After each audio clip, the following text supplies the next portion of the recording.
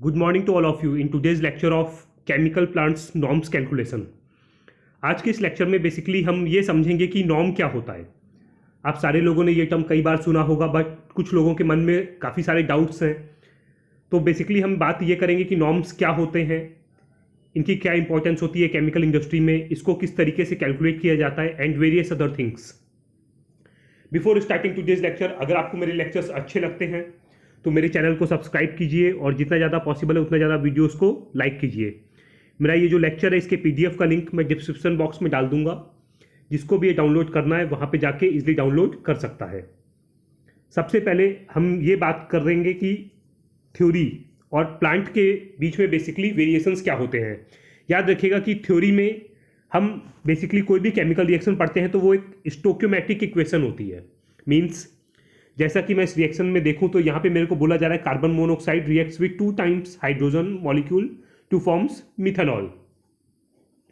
1 mole of carbon monoxide is reacting with 2 moles of hydrogen to form methanol. Mass balance के terms में अगर मैं देखता हूँ तो ये 28 ग्राम कार्बन मोनोऑक्साइड रिएक्ट करता है 4 ग्राम हाइड्रोजन के साथ में और 32 ग्राम आपका मिथेनॉल बनाता है। बट अगर मैं यही रिएक्शन प्लांट में चलाता हूँ तो थ्योरी के हिसाब से 32 ग्राम मिथेनॉल बनना चाहिए, बट जब मैं प्लांट में एक्चुअल में ऑपरेट करता हूं तो यहाँ पे मेरे को ओनली 26 ग्राम्स ऑफ मिथेनॉल मिल रहा है। इसका मेन रीज़न क्या रहता है, जबकि same amount of carbon monoxide और हाइड्रोजन मेरा इन गया, बट एक्चुअल में जो मटेरियल आउटपुट आना चाहिए थ्योरी के हिसाब से उसके कंपैरिजन में प्लांट में हमेशा कुछ कम प्रोडक्शन होता है। मीन्स हमारा टारगेट था कि 32 ग्राम यहाँ पे मिथेनॉल बनना चाहिए, लेकिन जब मैं प्लांट में बैच लेता हूँ तो वो 32 ग्राम से कुछ कम मिलता है। जैसे मेरे केस में मैंने 26 ग्राम दिखाया हुआ है। ऐसा क्यों होता है? याद रखिएगा कि कोई भी केमिकल रिएक्शन जब हम प्लांट में चलाते हैं तो उसमें ढेर सारे यूनिट ऑपरेशंस इन्वॉल्व होते हैं। रॉ मटेरियल चार्जिंग होती है, इसके बाद में पूरा प्रोसेस होता है, कुछ टेम्परेचर प्रेशर की कंडीशंस होती हैं जो आपको रिएक्टर्स में मेंटेन करनी पड़ती हैं। आफ्टर दैट आपका मटेरियल की हैंडलिंग्स होती हैं। इन सारे प्रोसेस के दौरान देर आर वेरियस स्टेप्स जहाँ पे हमारा मटेरियल जो है वो लॉस होने के चांसेस होते हैं, जिसकी वजह से जो रिएक्शन मेरा बोलता है कि जितना आउटपुट आना चाहिए एक्चुअल आउटपुट हमेशा उससे कुछ कम आता है। ये मेन डिफरेंस होता है थ्योरी वर्सेस प्लांट के बीच में, जो आपको समझना जरूरी होता है। अब बात करते हैं नॉर्म्स की। तो नॉर्म्स को समझने के लिए मैं आपको बेसिक अंडरस्टैंडिंग देता हूँ। नॉर्म्स क्या होते हैं? रेशियो, ये बेसिकली रेशियो होता है रॉ मटेरियल कंज्यूम्ड पर KG of product formed. 1 KG product बनाने के लिए कितना रॉ मटेरियल आपको कंज्यूम करना है। Means it is a ratio of RM upon product. कितना रॉ मटेरियल चाहिए पर केजी ऑफ प्रोडक्ट फॉर्म्ड। एक छोटे से एग्जांपल से मैं आपको समझाता हूं। मान लीजिए मैं बात करता हूं कि मेरे को चाय बनानी है 1 कप। 2 कप मैं दूध लेता हूं, उसमें 1 कप चीनी डालता हूं, उसको बॉयल करता हूं तो मेरा 1 कप चाय मेरे को बनती है। अगर मैं बात करता हूं कि मेरे मिल्क का नॉर्म क्या है, तो नॉर्म जैसा कि मैंने आपको बताया रॉ मटेरियल कंज्यूम्ड अपॉन पर केजी ऑफ प्रोडक्ट फॉर्म्ड। तो यहां पे मैं बात करूंगा जो मेरा रॉ मटेरियल कंज्यूम हुआ है वो है 2 cup of milk gives 1 cup of T. Means ये रेशियो आ रहा है मेरा 2। सिमिलरली अगर मैं शुगर के टर्म्स में बात करता हूं तो शुगर का नॉर्म क्या है मेरा, 1 spoon of sugar upon 1 cup of T is 1। अगर मैं मिल्क के टर्म्स में नॉर्म्स की बात करता हूं तो वो मेरा आ रहा है 2। मीन्स 1 कप चाय बनाने के लिए मेरे को 2 कप दूध चाहिए। सिमिलरली शुगर का नॉर्म आ रहा है 1। मीन्स 1 कप चाय बनाने के लिए मेरे को 1 स्पून शुगर चाहिए। अब नॉर्म्स का बेसिकली इंपॉर्टेंस क्या होता है ये मैं आपको इस छोटे से एग्जांपल से बताता हूं। अगर आप समझेंगे तो एक्चुअल में ये है कि मान लीजिए आपके ये नॉर्म्स आपको पता है। अगर आपका चीनी का या दूध का कंजम्पशन बढ़ जाता है, इसका मतलब कि आपने कोई तो जो आपका प्रोसेस चल रहा है उसमें आपने डेविएशन किया है। मीन्स जो आप एक नॉर्मल सी रेसिपी है दूध चाय बनाने की, उसमें आपने कुछ ना कुछ तो छेड़खानी किया है। अगर ये नॉर्म आपका बढ़ता है या फिर घटता है, बट अगर ये नॉर्म आपका डिक्रीज होता है, इसका मीन्स मतलब ये होता है कि आपका मिल्क का या फिर शुगर का कंजम्पशन कम होगा। दैट मीन्स आपकी सेविंग। बट अगर आपका मिल्क का या फिर शुगर का कंजम्पशन बढ़ता है, मीन्स अगर आपका नॉर्म इंक्रीज होता है, that means excess expenditure for making a cup of tea. मतलब हमेशा नॉर्म्स अगर कम होते हैं तो वो हमारे लिए अच्छी चीज़ होती है, बट अगर नॉर्म्स मेरे बढ़ते हैं तो वो मेरे लिए हमेशा एक रेड सिग्नल होता है कि मेरे को इमीडिएटली अपने प्रोसेस को रिविजिट करना है, कहीं ना कहीं पे कुछ ना कुछ तो गलती हो रही है। ये इंपॉर्टेंस होता है बेसिकली नॉर्म्स का। अगर मैं आपको केमिकल रिएक्शन के माध्यम से समझाऊं तो याद रखिएगा, ये स्टोइकोमेट्रिक इक्वेशन मैं आपको पहले बता चुका हूं। अगर आपको नॉर्म कैलकुलेट करना है कार्बन मोनोऑक्साइड का, तो पहले ही मैंने आपको बताया था रॉ मटेरियल कंजम्पशन यहाँ 28 ग्राम कंज्यूम हो रहा है पर KG of product formation. 28/32 is 0.875, ये नॉर्म आ रहा है आपका कार्बन मोनोऑक्साइड का। सिमिलरली अगर हाइड्रोजन के टर्म्स में नॉर्म्स की बात करूं तो ये है 4/32। Raw material consumption is 4 and product form is 32, ये नॉर्म आ रहा है 0.125।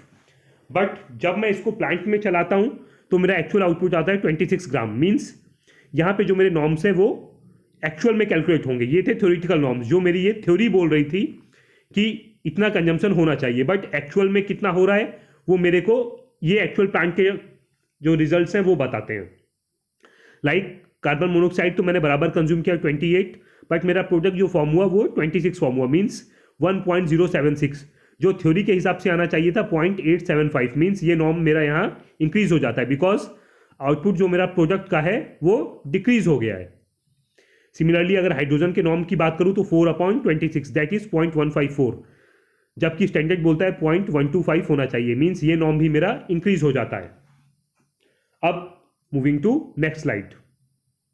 अगर मैं बात करता हूं सॉल्वेंट्स के केसेस में, तो याद रखिएगा, मान लीजिए मैं आपको एक स्टोइकोमेट्रिक इक्वेशन बताता हूं, A + B + टॉलिन gives C। A आपका 10 ग्राम रिएक्ट करता है 20 ग्राम B से, और यहाँ पे 50 ग्राम टॉलिन प्रेजेंट है रिएक्शन में, जिससे 30 ग्राम मेरा प्रोडक्ट बनता है। ये मास बैलेंसिंग मैंने इसलिए इस वे में लिखा है बिकॉज ये जो मेरा टॉलिन यहाँ पे यूज हो रहा है, ये टॉलिन मेरा किसी भी तरीके से रिएक्शन में पार्टिसिपेट नहीं कर रहा है। अगर मैं बात करता हूँ ए के नॉर्म की, तो ए का नॉर्म होगा raw material consume means 10 upon product form is 30.333। Similarly अगर मैं बी के नॉर्म की बात करता हूँ तो वो होगा मेरा 20/30 दैट इज 0.666। अब याद रखिएगा कि जो ज़्यादातर सॉल्वेंट्स होते हैं वो रिएक्शन में पार्टिसिपेट नहीं करते हैं, वो जस्ट आपका जो थिक मास होता है उसको मूवमेंट देने के लिए उन सॉल्वेंट्स का बेसिकली यूज़ किया जाता है। एज अ डाइल्यूटिंग मीडिया उनको हम यूज़ करते हैं। मैं ऐसा नहीं बोल रहा हूँ कि सॉल्वेंट्स कभी भी रिएक्शन में पार्टिसिपेट नहीं करते हैं। There are various cases, various reactions जहाँ पे सॉल्वेंट्स खुद रिएक्शन में पार्टिसिपेट करते हैं, बट मेजॉरिटी ऑफ केसेस में ऐसा नहीं होता है। अब जो सॉल्वेंट आपने यहाँ पे यूज़ किया वो रिएक्शन में तो पार्टिसिपेट किया नहीं, मीन्स ए बी के साथ में रिएक्ट करके आपका प्रोडक्ट बना दिया और ये solvent as it is ml के फॉर्म में आपको मिल जाता है। इसके बाद में आप क्या करते हैं, उस ml को आप डिस्टिलेशन में डालते हैं। मान लीजिए आपने डिस्टिलेशन में डाला जहाँ पे 50 ग्राम आपने मटेरियल इन किया, बट आपको पासिंग क्वांटिटी मिलती है ओनली 30 ग्राम और 20 ग्राम आपके लॉसेज हो जाते हैं डिस्टिलेशन से। तो एक्चुअल में 50 ग्राम से आपने डाला टॉलिन, बट 20 ग्राम आपका लॉस हुआ और 30 ग्राम आपको वापस मिल रहा है, मीन्स आपका टोटल कंजम्पशन कितना हुआ टॉलिन का 20 ग्राम। तो टॉलिन का नॉर्म जो कैलकुलेट होगा वो होगा 20/30 gram of product form means 0.666। ये 50 पे नहीं कैलकुलेट होगा, ये कैलकुलेट होगा 20 पे, बिकॉज आप 30 ग्राम्स उसमें दोबारा रिकवरी कर रहे हो। जो सॉल्वेंट आपने कंज्यूम किया था उसमें आप कुछ रिकवरी भी करते हो, तो जितना आप रिकवरी करते हो वो रिकवरी हमेशा उससे माइनस की जाती है, ये याद रखिएगा। अदरवाइज आप सॉल्वेंट का नॉर्म्स हमेशा गलत कैलकुलेट करोगे। नाउ नेक्स्ट चीज कि हमारे टारगेट नॉर्म्स क्या होने चाहिए। जैसा कि मैं आपको पहले बता चुका हूं, ये आपकी थ्योरेटिकल इक्वेशन है जिसके हिसाब से कार्बन मोनोऑक्साइड का नॉर्म 0.875 होना चाहिए और हाइड्रोजन का 0.125, बट एक्चुअल प्लांट रिजल्ट्स के हिसाब से आपका कार्बन मोनोऑक्साइड का 1.076 आ रहा है और एक्चुअल मेरा हाइड्रोजन का आ रहा है 0.154। तो याद रखिएगा कि जो टारगेटेड नॉर्म्स है ये हमेशा आपको जो स्टोइकोमेट्रिक इक्वेशन बोल रही है उसके जितना आप क्लोज जा सकते हैं उतना आपको क्लोज जाना है। मीन्स जो आपकी थ्योरी बोल रही है आपको कोशिश करना है वो नॉर्म्स अचीव करने की, बिकॉज अगर आपके ये नॉर्म्स जितना ज़्यादा इंक्रीज होते हैं मीन्स उतना ज़्यादा आपका रॉ मटेरियल का कंजम्पशन बढ़ रहा है, उतना ज़्यादा आपका जो प्रोडक्ट है वो प्रोजेक्ट आपका उतना कॉस्टली होता चला जाएगा। इसीलिए हमारा मेन फोकस ये होना चाहिए कि हम नॉर्म्स को जितना कम हो सके उतना कम करें। अब कम भी आप ये नहीं है कि कुछ भी कम कर देंगे, कम आप किस हिसाब से करते हैं जो आपकी स्टोक्योमेट्री बोलती है, मीन्स इतना तो कंजम्पशन मिनिमम होना ही होना है। तो आप जो एक्चुअल नॉर्म्स आपके आ रहे हैं, आप कोशिश ये करेंगे कि आप अपने प्रोसेस को ऑप्टिमाइज करके आप इन नॉर्म्स को इसकी तरफ मूव करें। मीन्स आप अपने प्रोसेस में होने वाले आपके जो भी लॉसेज हैं उन लॉसेस को आप बिल्कुल मिनिमाइज कर दीजिए। नाउ अब मैं आपके दिमाग में ये चीज आ रही होगी कि नॉर्म्स का यूज क्या होता है। तो याद रखिएगा, नॉर्म्स का काफी ज्यादा इंपॉर्टेंस है केमिकल इंडस्ट्री में, बिकॉज जैसे कि ये रिएक्शंस मैंने आपको बताया, नीचे ये नॉर्म भी लिखा हुआ है, कार्बन मोनोऑक्साइड का 1.076, हाइड्रोजन का 0.14। मान लीजिए कोई आपको बोले कि आपको 100 kg प्रोडक्शन करना है मिथेनॉल का, इसके लिए आपको कितना कार्बन मोनोऑक्साइड और कितने हाइड्रोजन की जरूरत है। तो आपको इमीडिएटली अगर नॉर्म पता है तो आप तुरंत कैलकुलेट करके उसको विद इन फ्यू सेकंड्स बता सकते हैं। जैसा कि कार्बन मोनोऑक्साइड का नॉर्म है 1.076, मीन्स नॉर्म्स का फॉर्मूला होता है raw material consumption upon product formation. तो यहाँ पे प्रोडक्ट मेरे को पता है 100 kg बनाना है, रॉ मटेरियल मेरे को कंजम्पशन कैलकुलेट करना है, तो वो कैलकुलेट करने के लिए डायरेक्टली होगा आपका जितना प्रोडक्ट बनाना है इंटू उसका नॉर्म। मीन्स 100 kg मेरे को प्रोडक्ट फॉर्म करना है इंटू इट्स नॉर्म 1.076, मीन्स मेरे को 108 kg कार्बन मोनोऑक्साइड चाहिए। सिमिलरली अगर हाइड्रोजन की बात करते हैं तो 100 kg प्रोडक्ट फॉर्म करना है into its norm 0.154, means 15.4 kg। तो नॉर्म की हेल्प से आप इमीडिएटली बता सकते हो कि एक पर्टिकुलर अमाउंट ऑफ प्रोडक्ट बनाने के लिए आपको कितना रॉ मटेरियल, कौन सा आरएम, कितनी क्वांटिटी में आपको जरूरत पड़ती है। ये नॉर्म की हेल्प से आप कैलकुलेट कर सकते हैं।